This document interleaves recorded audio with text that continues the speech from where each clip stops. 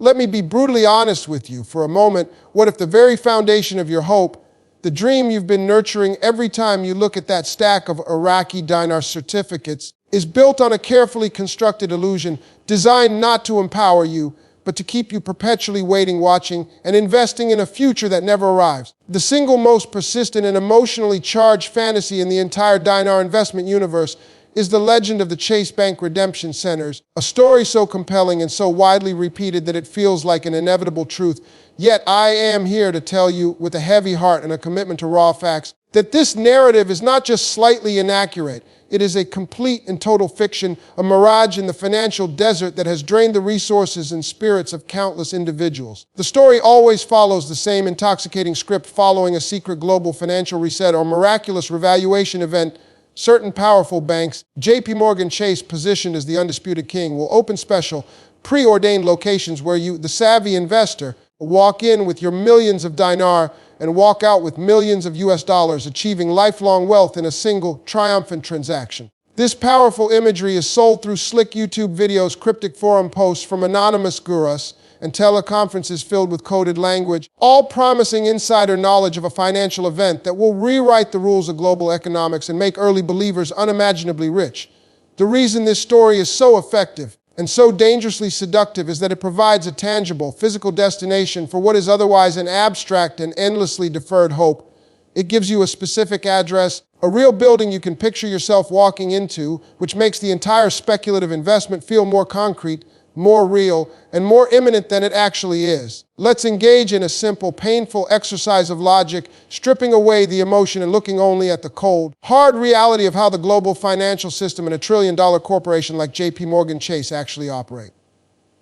First, consider the sheer, staggering logistical impossibility. For Chase Bank to act as a redemption center for a currency revaluing at the often predicted rates of 191 or even 3-to-1 against the US dollar, it would need to have access to or physically secure trillions of US dollars in liquid cash to facilitate these exchanges. The notion that this amount of physical currency would be moved, stored, and distributed without a single verifiable leak from security companies, logistics firms, or internal bank memos is beyond belief. Second, the regulatory and compliance nightmare would be historic. Every single transaction would trigger a cascade of anti-money laundering, AML, and know your customer KYC checks that would make the process slow, meticulous, and subject to intense government scrutiny, completely shattering the fantasy of a quick, anonymous windfall.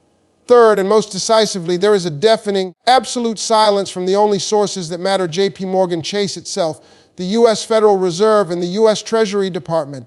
If an event of this earth-shattering magnitude was being planned, the legal, financial, and operational frameworks would be negotiated at the highest levels of government and finance years in advance.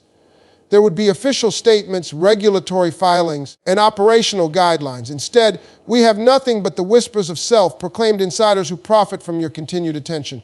The truth is, Chase Bank is a publicly traded company with a legal obligation to its shareholders. It cannot and would not engage in a secret, parallel financial system. Believing in the Redemption Center story requires you to suspend all logic and ignore the reality of how the world actually works, which is the most dangerous position any investor can be in. Now that we have firmly established the undeniable fiction of the Chase Bank Redemption Centers, let's pull back the curtain even further and delve into the intricate machinery of this deception, exposing the ecosystem that actively creates, fuels, and profits from these baseless rumors. Because understanding the how and why is your ultimate shield against financial predation. The lifeblood of the dinar speculation community is not hard economic data or official government pronouncements, but a constant churning river of manufactured hope. And this hope is generated through a sophisticated playbook of psychological tactics designed to keep you in a perpetual state of excited anticipation. The primary tool is the strategic use of vague unverifiables. You will constantly hear phrases like, "My contact deep inside the Treasury," a high-level banking official who must remain anonymous, or intel from the CBI that hasn't been made public yet. These unnamed sources are conveniently shielded from any accountability, allowing the rumor to spread like wildfire without a single person ever being held responsible for its falsehood. The second tactic is the constant moving of the goalposts, a deliberate strategy to ensure the promised event never arrives, thus never exposing the lie. For over a decade, we have seen the RV predicted for specific, dramatic dates: the end of a fiscal year, a major political summit, a religious holiday, the launch of a new international banking system. And when that date passes with nothing happening, the narrative isn't abandoned. It's simply updated with a new, more complex reason for the delay and a new future date, creating an endless cycle that resets hope and dismisses past failures as mere tests of our faith.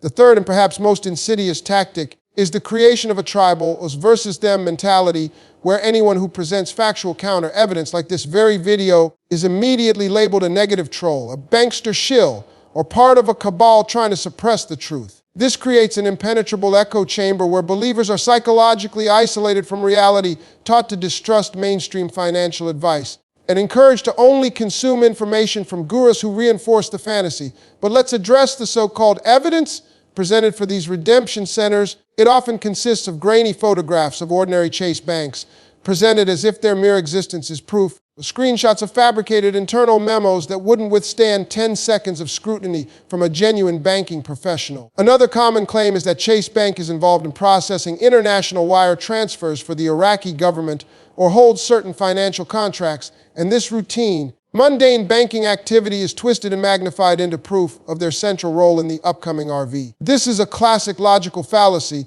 taking a grain of truth and constructing an entire fictional skyscraper upon it. The reality is that large international banks handle complex transactions for governments worldwide. This is their normal business, and it implies absolutely nothing about a future currency revaluation, let alone the establishment of secret redemption centers.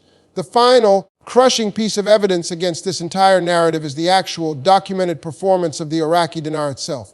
While gurus are whispering about imminent, astronomical revaluations, the official exchange rate set by the Central Bank of Iraq has remained stubbornly stable in the realm of 1,310 to 1, 40, 60 dinars to $1 for years, a far cry from the promised riches. The economic fundamentals needed for revaluation of the magnitude promised, such as a diversified, export-driven economy, massive foreign currency reserves, and absolute political stability are simply not present in Iraq today, and to suggest otherwise is to ignore the ground reality of the nation's ongoing challenges. The dream is being sold to you by people who profit from your belief, not from the success of the investment itself. So we arrive at the final and most crucial crossroads of this entire discussion. If the redemption centers are a mirage and the intel is manufactured, where does that leave you, the holder of the Iraqi dinar, and what are your legitimate, realistic paths forward, stripped of the fantasy and grounded in the unshakable bedrock of financial reality? This is the moment of sober reckoning that every successful investor must eventually face, a moment that requires immense courage to trade comforting fiction for hard truth, but it is the only moment from which genuine, sustainable financial decisions can be made. Let's be unequivocally clear about the asset you hold. The Iraqi dinar is a physical currency that can be legally bought and sold on the foreign exchange market. Its value is determined by a complex interplay of Iraq's economic output, political stability, global oil prices, and the monetary policy of its central bank, not by the wishes of foreign investors or the predictions of online gurus. The most probable future for the dinar is not a sudden, miraculous revaluation, but a path of gradual, hard-won appreciation that will be measured in fils and dinars over many years, not dollars overnight, as the nation slowly and painstakingly rebuilds its infrastructure, diversifies its economy away from total reliance on oil, and strengthens its political institutions. This is the boring, unsexy reality of national economic development, process that lacks the cinematic drama of a secret RV, but is the only genuine foundation for a stronger currency. Therefore, your strategy must shift from passive waiting for a savior to active, educated management of your position. Your first and most critical step is to treat this as a highly speculative, high-risk investment, which means it should represent only a tiny fraction of a well-diversified portfolio that is primarily built on stable income-producing assets. Risking your life savings or retirement funds on this single bet is not investing. It is gambling with odds you cannot possibly calculate. Your second step is to become a relentless seeker of primary source information, which means ignoring the gurus and forums and instead monitoring the official websites of the Central Bank of Iraq and the International Monetary Fund for their published reports. Reading financial analyses from established news agencies like Reuters and Bloomberg, and understanding the real-world economic indicators that actually move currency values. Your third step is to know your exit strategy right now. Today, establish a clear, rational set of conditions under which you would sell your dinar, whether it's a specific modest percentage gain against the dollar that you would be satisfied with, or a specific concrete economic milestone achieved within Iraq that signals genuine, sustainable growth. and have the discipline to execute that plan without emotion when the time comes, rather than holding out for a mythical windfall that will never materialize. This pragmatic approach transforms you from a hopeful dreamer into a calculated investor, empowered by knowledge rather than manipulated by hope. The painful truth that the Dinar community at large refuses to confront is that the entire ecosystem is designed to benefit the sellers, not the buyers, the people making real, consistent money from the Iraqi Dinar, the currency dealers who profit from the spread between the buy and sell price, the gurus who sell premium subscription groups and paid seminars, and the conference organizers who charge for admission to hear the same recycled rumors. You are not a fellow insider in their secret club. You are their customer, and the product they are selling is perpetual, monetized hope. Letting go of the Redemption Center fantasy is not an admission of defeat. It is the first, most powerful step toward reclaiming your financial autonomy and intellectual independence. It is the decision to stop being a passenger in a car headed for a cliff, to instead take firm control of the steering wheel, navigating the real financial landscape with your eyes wide open, making decisions based on data, probability, and prudent risk management. The promise of easy, life-changing wealth without effort is the oldest trick in the book, and it has ensnared millions throughout history. But you now have a choice. You can continue to be part of that history, or you can break the cycle, learn the real lessons of this experience, and build a solid financial future on a foundation of truth, not fairy tales. This is your moment of empowerment. This is your call to action.